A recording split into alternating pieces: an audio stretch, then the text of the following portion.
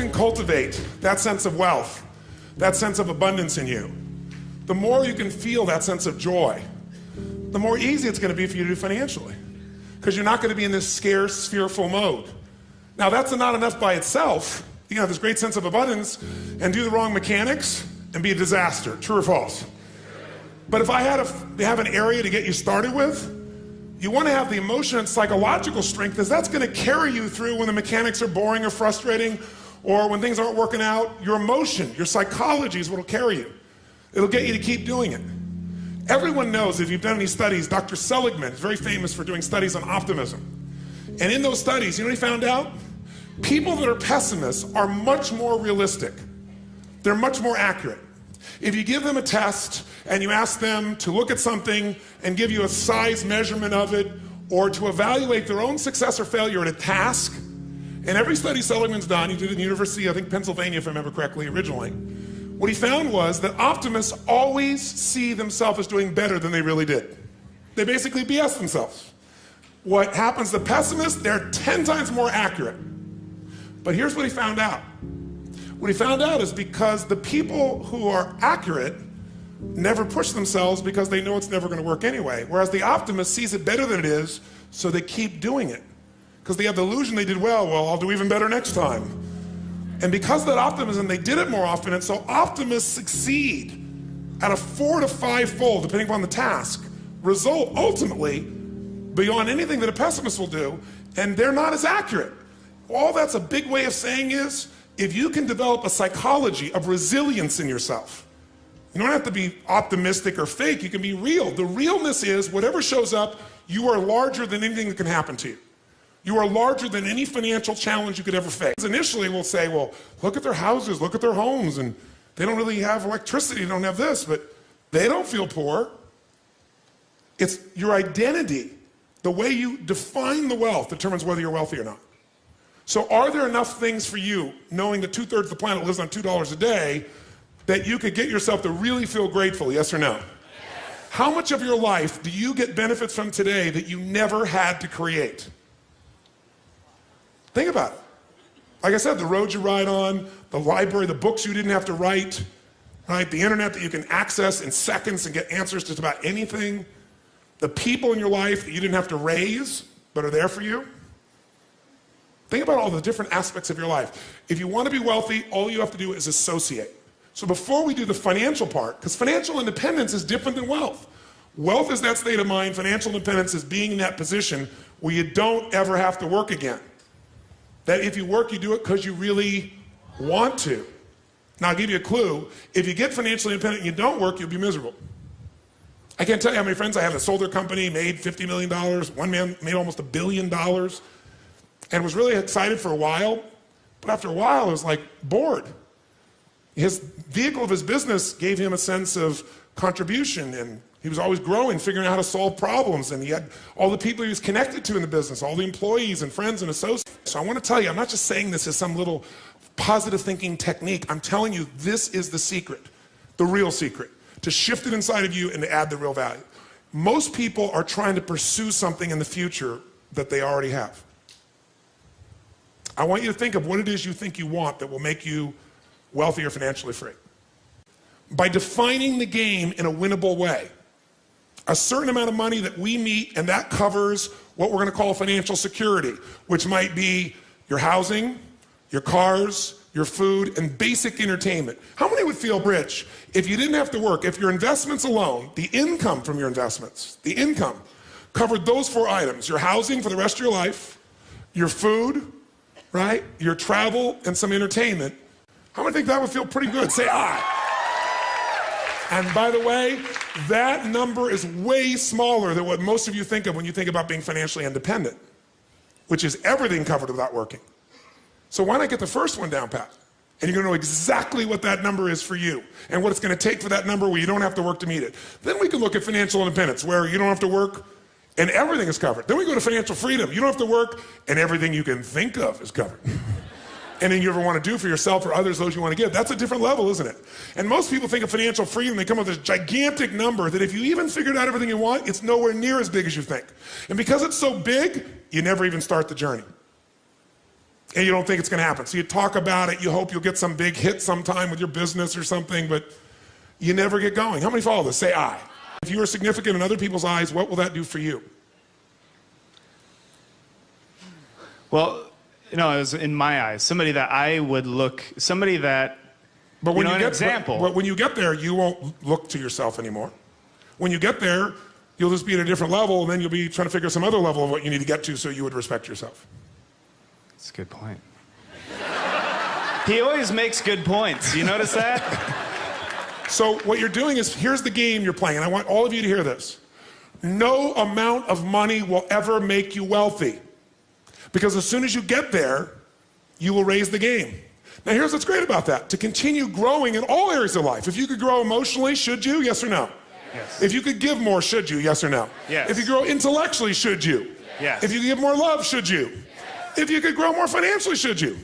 Yes, because growth is life. But having to grow in order to feel significant enough means you will always be poor. It's a game that never ends. Let's talk about money now, not wealth. What does it take mechanically to get this thing called financial independence? And what is financial independence as opposed to wealth? Wealth is a product of the mind. Again, no amount of money you ever achieve will make you wealthy. Financial independence means you never have to work again in order to live your life. That when you do work, you're doing it because you really want to, not because you have to. And how many are committed to not only being wealthy, but also financially independent? Say, I. How do we get there? Let me give you the lesson how to get there. It is so simple that when I tell you, you're going to go, thank you for the breakthrough thought. But even though you may know this intellectually, whether you're sophisticated or not, you probably know this. The formula for financial independence is so simple. And you can't achieve financial abundance unless you really learn to apply this, not just in a concept in your head, but consistently in your life. And that formula is simple. Spend less than you what? You go, thank you for the breakthrough thought, Tony. But is this what most people do, yes or no? No. What do most people spend? More than they earn. There's no way around this. No matter how much money you have, if you spend more than you earn, you got a challenge. So there's no way to be financially free, financially independent without spending less than you earn. And what do you got to do with what you don't spend? You got to invest the difference. Because what I want to show you right now is how do you build what everybody should own. Every one of you should leave here with your own personal money machine. You want to create a money machine. A machine that while you're sleeping is making you money. Right? So you're no longer trading the most valuable resource you have in life, your time, for money. You want to trade money for money. You want money to go to work. You want to put that money to work for you so while you're sleeping it's making a difference. You want to create a machine. And that machine you want to create is something that you want to be able to feed you at some stage where you don't have to work. That's what the money machine is. The second secret to this is you got to reinvest. How many of you have ever made a big hit in your investments and went, oh my God, that's so cool, and took the money and spent it on something? Raise your hand, say I. Come on, say I. I know you all, anybody who's invested has done this. If you got a big hit, you go, oh, this is it. Nothing wrong with that, but you got to make sure a significant amount of that, you reinvest your returns so you get compounded what? Compounded growth is the most basic principle in the world. We all know it intellectually. But are you emotionally associated enough that you're really utilizing it to its maximum capability? If you don't, you're not going to get financially free. You will never get financially independent by your earnings alone. Every one of you in this room is going to lose money. Every one of you. There's no way. The person I work with, one of the top financial traders in the history of the world, top 10 in the history of the world, is not even right half the time. How could you make billions of dollars if you're not even right half the time? Not even 51% of the time. I'm going to show you in a few moments. It's known as asset allocation. It's the way you invest. It's what you do.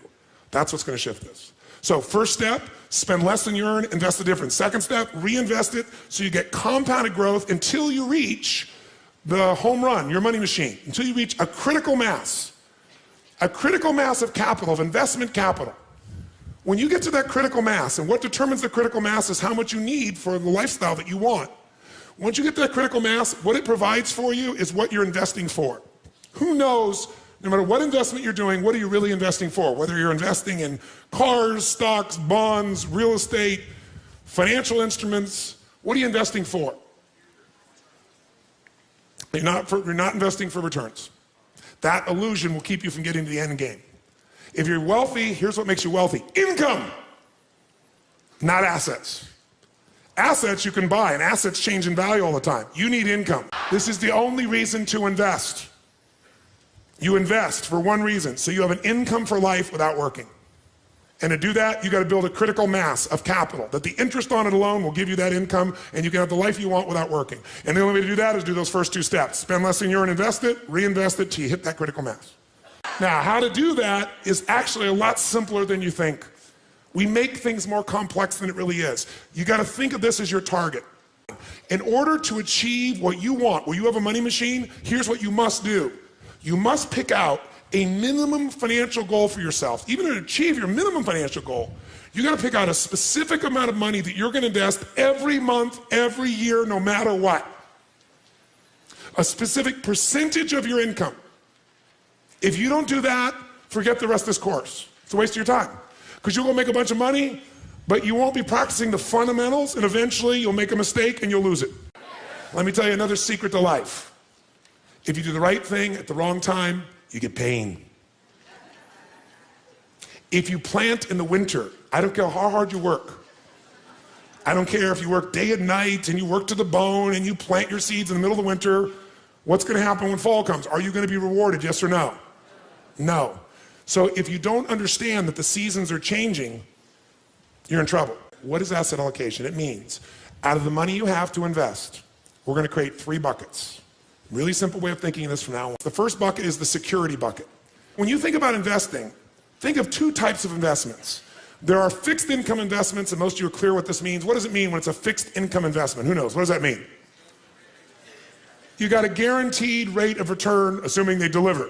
And anyone cannot deliver, including the US government. They haven't not delivered, but they could.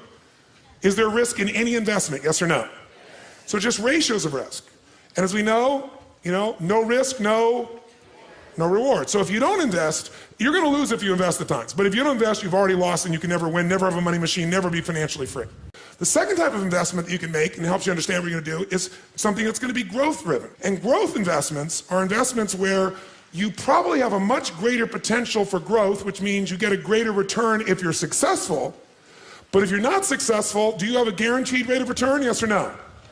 No, so in a growth investment, you have the potential of greater return, but also greater loss. The security bucket is where you want to put investments that are secure by their nature. Because they're secure, is this going to give you a huge compounded return per year, yes or no? But can it give you a huge compounded return even if the number is small if you do it long enough, yes or no? So what we want to do is your first investments have to be in your security bucket, and everybody wants to do the opposite. Okay. The question then becomes what percentage you put in your security bucket, what goes in there? Well, here's some things that go in there.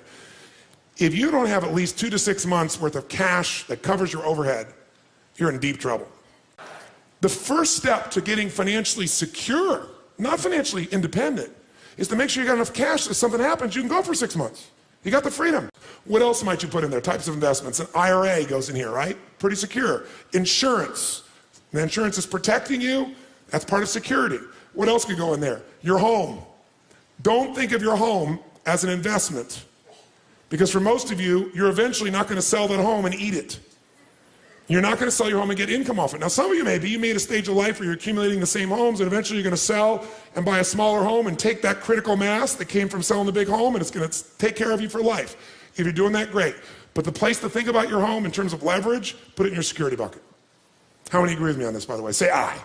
Because, by the way, if you don't have a home, you're going to be really stressed out, right? So I got to think of my growth outside my home, really. Think of your compound interest outside your home. Your home may be a bonus for you. And fixed income investments all fit in this category. Now, what's the second bucket? Second bucket is growth. 2 ways you're going to learn about growth. The buy and hold strategy, which is the strategy of an owner. And by the way, that buying and holding, that is less risky to some extent than momentum because of the timing. But it can be just as risky. What is momentum trading? That's when you're no longer an owner, you're a trader. A financial trader, everybody's a financial trader. Most of you trading time for your money. Here you're trading money for money. Here what you're looking at is you're seeing movement in prices. And what a momentum player is doing is they're playing for the short term usually. Third bucket is the dream bucket. The dream bucket is you want to travel around the world. The dream bucket is You, depending upon the size of how you think or what you're doing or your economics, you want to own a condominium in Aspen. It might be the boat, it might be a trip, it might be owning a basketball team, owning an island. Depends on the size of what it is you want to do. And by the way, bigger isn't better. The more you have to feel financially free, the more stress you're going to have. How many follow this? It's the opposite of what you think. The more you have, the more you got to manage, the more time, the more energy, the more risk, the more capital. That doesn't mean you shouldn't do it. Some of you are very, very driven to create and risk. That's a personality type. We know that it's crazy. I happen to be one of those types to some extent. But even a crazy person's got to make sure their security's there, or their craziness at one point will bite them. How many follow? If you can get financially free for less, do it. Be wealthy now and get financially free quicker. And then lock in, you won. And then keep that stuff in your security bucket. And if you want to play a bigger game now, you've already won, and everything you're playing now, that's where the house is money. You can go for something bigger, and if it doesn't work out, you're still handled. Your security, what you're here for, is totally free. How many follow what I'm talking about here? Say I.